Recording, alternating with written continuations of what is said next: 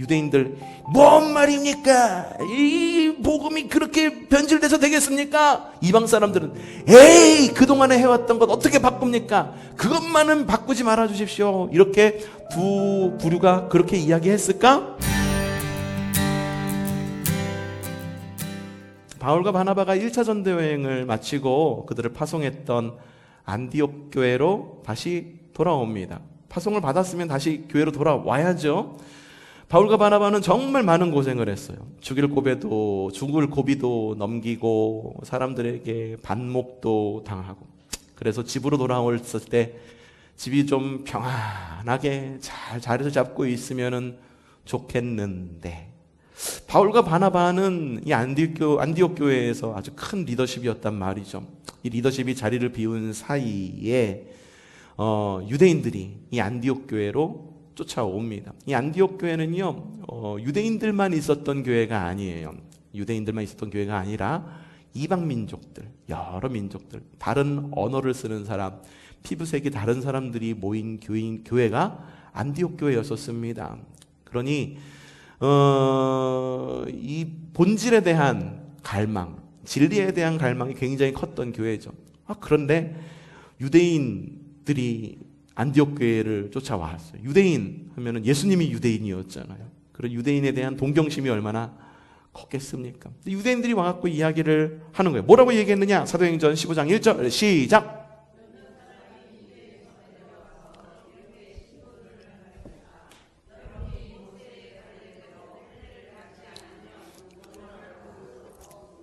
뭐라고 얘기하는 거예요? 이방인들한테 야, 니네 할례 받아야지 구원 받는 거야. 예수님도 유대인이었잖아. 유대 전통을 따라야지 구원을 받는 거지. 야, 니들 그냥 믿으면 안 돼. 니들 절기 때마다 성전 올라가? 안 올라가지. 그러면서 사람들의 이 자존심을 건드리는 거죠. 이 사람들이, 안디옥 교회 사람들이 이 말을 들으니까 꽤 그럴듯하다라는 거죠. 그래서 이 교회가 그럼 어떻게 해야 될까? 그래서 원만하게 회의를 통해서 잘 진행하면 모르겠는데 반목이 있는 거예요. 것 봐라, 내가 뭐라고 그랬느냐? 유대인의 전통을 따라야 되지 않는다. 무슨 말이야? 하나님은 그 전통 따르지 않아도 우리를 사랑하셔. 그런데 뭐 그게 필요하다면 둘이 막 싸우는 거예요. 그런 싸움 와중에, 이 난 중에 바나바와 바울이 안디옥 교회로 귀환을 한 것입니다. 더군다나 베드로와 바나바는 선교여행을 떠나가지고 유대인들에게만 복음을 전한 것이 아니라 비유대인들, 자신들의 정체성과 같은 비유대인들, 피부색이 다른 사람들에게 복음을 전했단 말이죠. 유대인들이 저것 봐라, 저것들 니들이 제대로 서지 않으니까는 성도들이 유대 전통도 안 따르고 어쩌고 저쩌고 그러면서 막 흔드니까 이 교인들이 한 목소리로 이야기하는 거예요. 그러면 우리 교회의 시작, 우리 안디옥 교회의 뿌리라고 할 수 있는 저기 예루살렘 교회로 한번 가가지고 판단을 한번 받아보자.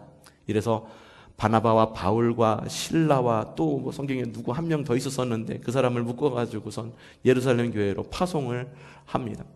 예루살렘 교회는 지금 베드로 사도와 그리고 야고보가 자리를 지키고 있었습니다. 베드로는 다 알고 계시죠? 베드로 누굽니까? 예수님의 제자, 수제자라고 말하는 베드로. 야고보는 누굴까?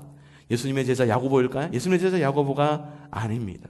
예수님의 제자 야고보가 아니라 예수님의 동생 야고보입니다. 처음에는 예수님을 믿지 않았어요. 그러다가 예수님을 영접한 이후에 이제 교회 리더십으로 크게 쓰임받고 예루살렘 교회의 중심의 리더십까지 올라간 사람이 야고보였었어요. 바울과 실라가 오자 예루살렘 교회도 술렁입니다. 이게 무슨 일이야? 이런 일로 가져왔습니다. 과연 이게 옳은 건지 틀린 건지 좀 판단해 주시기를 바랍니다. 그때 예수님의 수제자였던 베드로가 자리에서 일어납니다. 그리고 이야기합니다. 뭐라고 이야기하느냐? 사도행전 15장 말씀 시작. 한 뒤에 베드로가 일어나서 많은 논쟁을 했다라고 하는 거 보니까는 이미 들은 거예요. 그렇죠? 이미 바울과 실라와 그리고 바나바의 이야기, 그리고 안디옥 교회에서 있었던 이야기를 들은 거지. 그러니까 거기 사람들도 이게 맞는지 틀리는지 구별을 할 수가 없고 분별할 수가 없는 거예요. 그 논쟁을 한 뒤에 베드로가 땅땅땅 치고 자리에서 일어나서 이야기하는 거예요. 뭐라고? 베드로가 일어나서 그들에게 말하였다. 시작. 하나님께서 일찍이 여러분 가운데서 나를 택하셔서 이방 사람들에게도 내가 전하는 복음의 말씀을 듣고 믿게 하셨습니다. 그리고 사람의 마음속을 아시는 하나님께서는 우리에게 주신 것과 같이 그들에게도 성령을 주셔서 그들을 인정해 주셨습니다. 하나님께서는 그들의 믿음을 보셔서 그들의 마음을 깨끗하게 하시고 우리와 그들 사이에 아무런 차별을 두지 않으셨습니다. 그런데 지금 여러분은 왜 우리 조상들이나 우리가 다 감당할 수도 없었던 그 멍에를 그 사람들, 제자들의 목에 메워서 하나님을 시험하는 것입니까? 우리가 주 예수의 은혜로 구원을 얻고 그들도 꼭 마찬가지로 주 예수의 은혜로 구원을 얻는다고 우리는 믿습니다. 무슨 말이에요? 유대인의 전통을 지켜야 된다? 안 지켜도 된다? 안 지켜도 된다. 대신 그들은 우리와 똑같이 예수님을 믿음으로 구원받은 사람이다 라고 베드로가 이야기하고, 나 역시, 베드로 역시 믿지 않는 유대인이 아닌 바로 그런 사람들에게 복음을 전하고 있었던 것 여러분들도 다 알고 있지 않습니까? 라고 이야기를 하는 거예요. 그 뒤를 이어서 야고보가 벌떡 일어나서 이야기를 합니다. 야고보는 뭐라고 이야기했을 것 같습니까? 아닙니다! 저게 아닙니다라고 이야기했을까? 궁금하죠? 야고보는 뭐라고 이야기했을까? 13절부터 20절 말씀입니다. 시작! 바나바와 바울이 말을 마치는, 바나바와 바울도 자기 이야기들을 한 거예요. 우리가 이렇게 복음을 전했고 이렇게 했습니다. 이게 옳은지 판단해 주십시오 라고 이야기하니까 야고보가 대답하였다. 시작! 내 말을 들어보십시오. 하나님께서 그들 가운데서 자기 이름을 위하여 처음으로 한 백성을 택하신 경위를 시므온이 이야기해. 시므온이 누구요? 베드로가 이미 얘기했다는 거예요. 그지? 시몬 베드로 이야기했습니다. 예언자들의 말도 이것과 일치합니다. 이 옛날에 예언자들도 그렇게 했어. 지금 시몬만, 베드로만 그렇게 얘기하는 게 아니야. 예언자들도 얘기해서 옛날부터. 시작. 예언서에 이렇게 기록되어 있습니다. 이때 같은데, 무너진 다윗의 집을 다시 짓겠으니 허물어진 것을 다시 고치고 이 집을 바로 세우겠다. 그래서 남은 사람이 나 주를 찾고 내 백성이라고 이름을 받은 모든 이방 사람들이 나 주를 찾게 하겠다. 이것은 주님의 말씀이니 주님은 예부터 이 모든 일을 알게 해주시는 분이시다. 그러므로 내 판단으로는 하나님께로 돌아오는 이방 사람들을 괴롭히지 말고 다만 그들에게 편지를 보내서 우상에게 바친 더러운 음식과 음행과 목매어 죽은 것과 피를 멀리하라고 하는 것이 좋겠습니다. 그 복음의 원론을 이야기를 하는 거예요. 유대인들에게는 뭐라고 이야기하냐? 구원은 은혜로 받는 거지 우리가 율법을 지킴으로 인해서 받는 게 아니야. 그리고 이방 사람들에게는 뭐라고 말하냐? 야, 니들 지난번에 가지고 있었던, 믿기 전에 가지고 있었던 거 아직도 가지고 있잖아. 대표적인 게 뭐였어요? 우상에게 바쳐진 더러운 음식을 먹는 것, 음행하는 것, 목매어 죽은 것, 그리고 피를 멀리하는 것, 니들 그것들 여태까지 가지고 있었잖아. 이전의 삶들은 이제 좀 정리 좀 했으면 좋겠어 라고 두 부류 가운데에 동시에 그렇게 권면을 한 겁니다. 성도들은 어떻게 반응했을까? 유대인들, 뭔 말입니까? 이 복음이 그렇게 변질돼서 되겠습니까? 이방 사람들은, 에이, 그동안에 해왔던 것 어떻게 바꿉니까? 그것만은 바꾸지 말아 주십시오. 이렇게 두 부류가 그렇게 이야기했을까? 아닙니다. 어떻게 반응했는가? 사도행전 15장 31절 시작. 그 권면을 기쁘게 받아들였다라고 이야기를 하고 있어요. 유대인은 유대인대로, 이방인은 이방인대로 그 권면의 소리를 듣고 어떻게? 어쩔 수 없이? 그냥 어쩔 수 없지 뭐. 이거였어요? 기쁨을 받아들였다는 건 뭐예요? 현명하신 말씀입니다.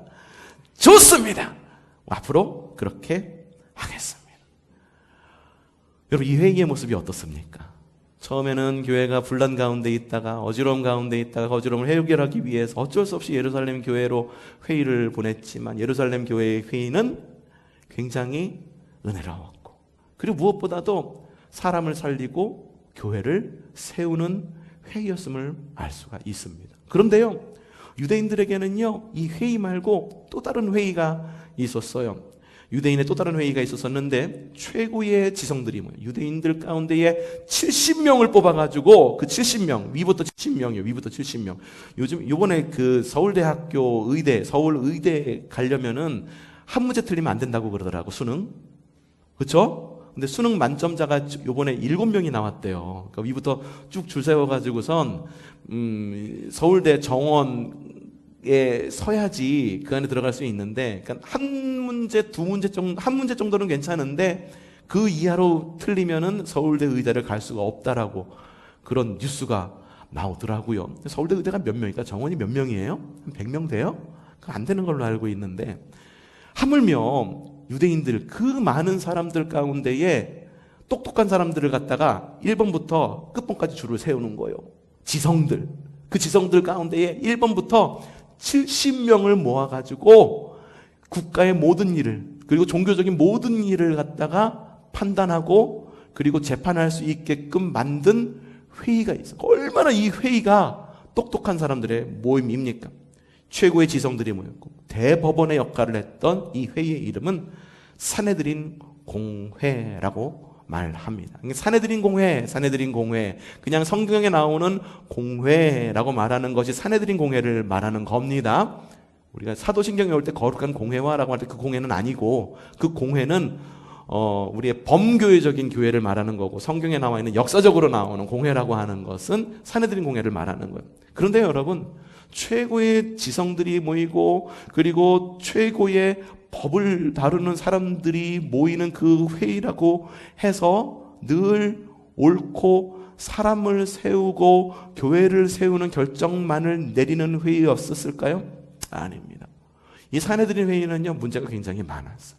자기들이 정권을 유지하려고 온갖 권모쓸 수가 있었던 것이 사내들인 공회였었습니다. 그리고 이 사내들인 공회에서 아주 기독교 역사상 아주 치명적인 잘못된 판단, 물론 그 잘못된 판단으로 인해서 우리는 좋지만 잘못된 판단을 내린 회의가 있었었는데, 그게 뭘까? 예수님의 재판. 예수님의 재판에서 사내들인 공회에 있는 사람들은 어떻게 했습니까? 예수님을 십자가에 달려 못 박게 했다라는 거예요. 예루살렘 회의와 사내들인 회의 모두 매우 다른 결정을 내립니다. 사내들인 회의는요, 그냥 현상 유지하기 위해서 그냥 급급한 회의였었습니다. 하지만 예루살렘 교회는 어떤 회의였습니까?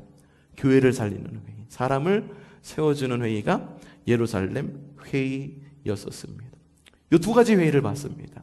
사내들인 회의와 예루살렘 회의. 오늘 우리가 당회와 구역회를 합니다. 여러분, 오늘의 이 당회와 구역회가 어떤 회의가 되기를 바랍니까? 나는 이 당회와 구역회가, 그래, 똑똑한 사람들만 모여갖고 잘 하겠지, 나는 상관없으니까 알아서 할 거야, 그런 회의가 되기를 바라요? 아니면 그래도 해오던 거 그냥 그래도 쭉 이어가는 것이 은혜로운 거겠지라는 그런 회의가 되기를 원합니까? 아니면 이 회의를 통해 가지고 새로운 무엇인가가 시도가 되고 그리고 교회와 사람을 세우는 회의가 되기를 원하십니까? 더 쉽게 말하겠습니다. 우리 교회에 있는 이 당회와 구역회가 사내들인 회의가 되었으면 좋겠습니다 하시는 분 손 들어보세요. 아무도 없습니다. 그러면 오늘의 회의, 당회와 구역회가 예루살렘 회의처럼 됐으면 좋겠습니다 하시는 분 손 들어보세요. 그래요. 우리 모두 그런 회의를 만들어가기를 바랍니다. 물론 회의 가운데에는 민감한 부분을 터치해야 될 때도 있습니다. 그리고 어떤 부분은 그냥 은근슬쩍 넘어가야 될 부분들도 있고, 어떤 부분은 세밀하게 다뤄야 될 부분들도 있을지도 모릅니다. 앞서 말했어요. 당회가 뭐의 약자라고요? 당 떨어지는 회의. 우리 회의는 당 떨어지는 회의가 아니라 은혜가 저절로 붙는 회의가 되었으면 좋겠습니다. 교회를 세우는 회의가 되기를 바랍니다. 여러분, 어떤 기대를 갖고 회의에 참여하시겠습니까? 그런 기대감을 갖고 우리 교회 정말 좋은 교회로 세워갈 수 있는 그런 회의가 되기를 주님의 이름으로 축복합니다.